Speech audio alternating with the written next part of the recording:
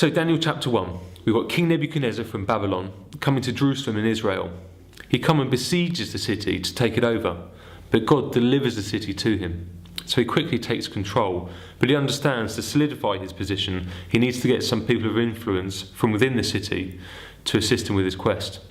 He sends out his top official to go to the royal and noble houses and carefully select some men at the top of their form. Men who are unblemished physically, mentally very bright, and with a fantastic capacity for learning. Daniel and 3 of his friends are just some of these men who are recruited. They soon start on a training program to learn Babylon culture, Babylon ways and languages.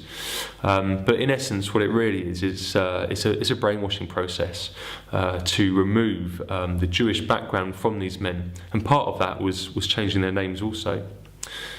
More of it was also changing their diet, and each man was allocated some royal food and wine from the royal table for them to consume.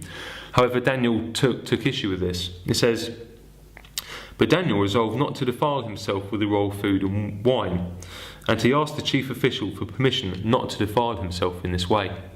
Now that made the chief official pretty nervous, because if he presented these guys to the king in anything less than tip-top condition, that could mean his head.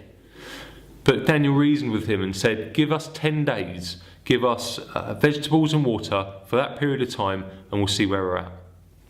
Time passed, and they evaluated what the situation was.